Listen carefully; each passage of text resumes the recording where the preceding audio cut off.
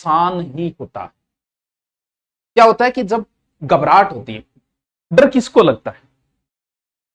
वो काट के योद्धा होते हैं जिन्हें भय नहीं लगता, क्योंकि भय एक मूल संवेग है। मूल संवेग समझते हो, कभी सिखाया नहीं जाता है कि छोरो हाउ देसी करता है, चिमकनो है, ये सिखाया नहीं जाता। अंधेरे से डरना है, ये सिखाया नहीं जाता। अंधेरो है देख डर, तू डर नहीं एक्टिंग करे है। भय एक मूल संवेग है जो हर मनुष्य के अंदर है।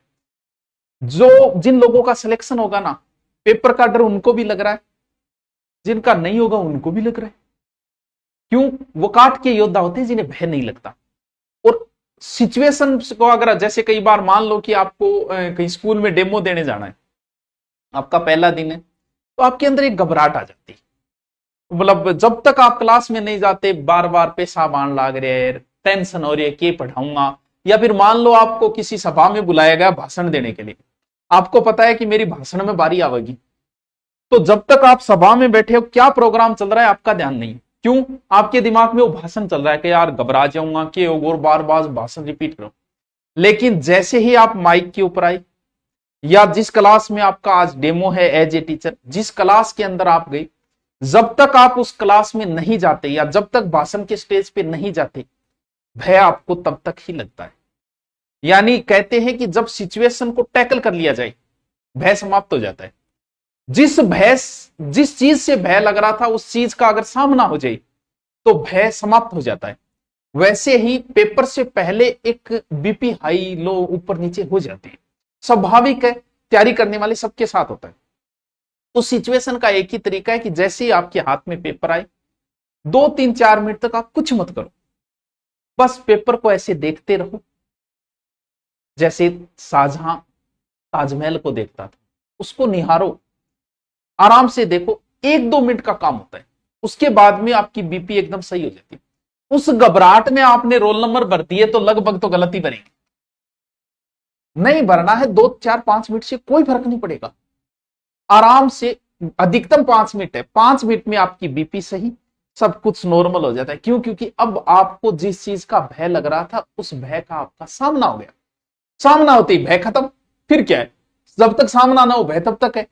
तो थोड़ा सा पेपर जैसे ही हाथ में आए, अगर आपको ऐसा लग रहा है कि मुझे घबराहट है, तो 2-3-4 मिनट में आपकी घबराहट मिट जाएगी। इसलिए उस समय थोड़ा धैर्य रखो। कोई जरूरी नहीं है 5 मिनट में क्या फर्क पड़ता है, आराम से बैठे रहो, पेपर को देखते रहो। उस घबराहट में रोल नंबर वगैरह मत भर देना, नहीं आगे होगा गुरुजी मेरे OMR में रोल नंबर गलत हो गया। ये वही है। क्या करना है? पहला प्रश्न आता है कन्फर्म, भरना है। वेट नहीं करना है कि मैं दूसरे राउंड में भरूंगा, नहीं, ये प्रश्न आपको कन्फर्म आ रहा है, भर दिया आपने। उसके बाद मान लो 5 नंबर क्वेश्चन आ रहा है, भर दिया आपने, ठीक है, कन्फर्म आ रहे। कुछ क्वेश्चन ऐसे होंगे जो आपको आते ही नहीं, करना ही नहीं है, आते ही नहीं। जब आते ही नहीं तो यार क्या रिस्क लोगे तुम उन पर? इसका मतलब सीधे ही लगा दो कि ये 2 नंबर प्रश्न मेरे को आता ही नहीं है, मेरे को करना ही नहीं है इसको। क्यों? क्योंकि तुक्का मारोगे तो गलत जाएगा। ऐसे करते करते जब आप लास्ट तक पहुंचे 120 तक और सही सही प्रश्न किए, तो मैं आपको देता हूं कि आपके 70 या 80 से ज्यादा नहीं हो सकते पहले राउंड में, कि आप मुझे सही सही करने और आपकी तैयारी अच्छी है, तो आप 60-70 तक पहुंचोगे। अब एक चीज तो आपके समझ में आ गई, इतना ही पहुंच पाओगे सही सही में। लेकिन करना क्या है कि यह प्रश्न मेरे को नहीं करना। 3 नंबर प्रश्न में आप 2 ऑप्शन में आ गए थे, उस प्रश्न को आपको ऐसे लगाना है। ऐसे लगाने का मतलब, मैं एक बार इसको छोड़ रहा हूं, मैं 2 ऑप्शनों पे आया हुआ हूं कि इन दोनों में से कोई एक उतरे, तो इसको इस तरीके से लगा के छोड़ना कि मैं इसको दूसरे राउंड में करूंगा या करने की सोचूंगा, पहले ये देख लेता हूं कि मेरे सही कितने। अब इस बात का आपको पता चल गया कि पेपर ठीक ठाक है, लेकिन कितना ही ठीक ठाक हो, 70-80 में सिलेक्शन तो नहीं होगा। क्योंकि कोई व्यक्ति हो अगर जिसे विशेष आरक्षण का फायदा नहीं है, तो जितने आ रहे हैं उतने करने से सिलेक्शन नहीं हो सकता। रिस्क उठानी पड़ेगी। वो रिस्क अब उठानी है, किन प्रश्नों में उठानी है वो बता रहा हूं। पहले राउंड में आपने कर दिए कि 70 से 80 हुए कि यार पेपर थोड़ा इजी सा है और 70-80 से मेरा सिलेक्शन नहीं हो सकता। अब आओ दूसरा राउंड। उस दूसरे राउंड में वही प्रश्न करने जिनको आपने ये लगाया है, कम से कम ऐसे 30 प्रश्न होंगे। क्योंकि 70, अगर आपने 70 कन्फर्म किया ना, एकदम कन्फर्म कर दिया आपने 70, पूरा पूरा कन्फर्म, मैं दावा ठोकता हूं 5 गलत होंगे इसमें, चाहे आपने कितने ही सही कर दिए होंगे। और नेगेटिव करोगे 1/3 करे तो कितने कट गए, 7-8, यानी कितने गलत हो गए, लगभग 7 और नीचे आ गए ना।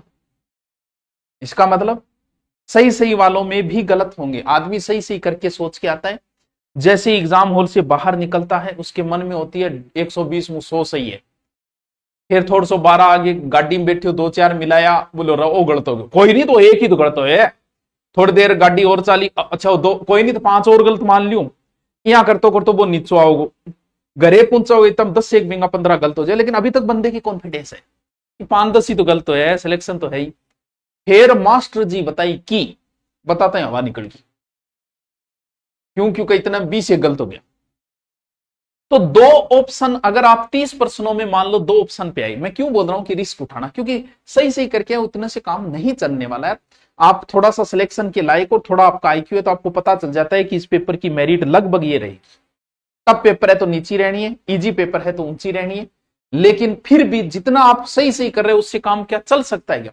और मान लो 120 में से आप सही सही कर दिए, आपने 110 या 100 कर दिए, तो आप मान सकते हो यार मैं नजदीक हूं, क्योंकि 100 किए तो 10 गलत हो जाएंगे, वैसे करते करते 85 पे आ गए आप।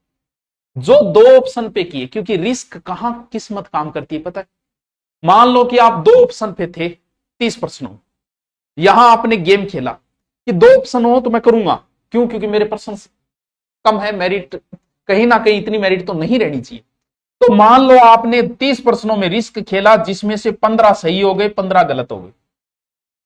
भाई 2 ऑप्शनों में हो तो मैं ये तो मानता हूं कि उसमें 50% तो सही होंगे, 50 गलत होंगे।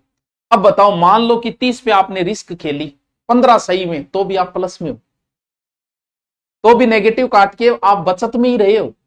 लेकिन यहां किस्मत काम करती कि 30 में आपने तुक्के लगाए जिनके 2 ऑप्शन थे, और उनमें से आपके 25 सही हो गए। ये तभी होते हैं जब तैयारी की हुई होती, ये नहीं होंगे। जिसकी तैयारी है वो 2 प्रश्नों में तुक्का मारेगा, सही जाएगा। अब भाई साहब तैयारी है नहीं, फिर चाहे 2 प्रश्नों पे तुक्का मारो, चाहे 3 पे मारो, चाहे न मारो, उसका क्या मतलब, तो 120 में 120 करके आएगा। बाहर आते ही जो बोलता है ना 110 करिए, मतलब भाई की तैयारी नहीं थी, हो गया जीता ठोक आना। बस ये 2 ऑप्शन वालों पे आपकी किस्मत डिपेंड करती है। इनमें अगर आपके सही हो गए ज्यादा तो आप अंदर हो, इनमें गलत ज्यादा हो गए तो आप बाहर हो। लेकिन जितना क्वेश्चन आए रेली में उतने करने से काम, भले आपको पेपर का थोड़ा बहुत अनुभव हो, तो आप इस चीज को जानते हो, रिस्क खेलना पड़ेगा, ये गेम है। मान ली कि पोस्ट ज्यादा है, लेकिन अरे बराबर में बेच का फर्स्ट ग्रेड का, सेकंड ग्रेड आ रहा, वह आर एस आर आर, वह एस आई, वह से थारा बराबर में बैठे।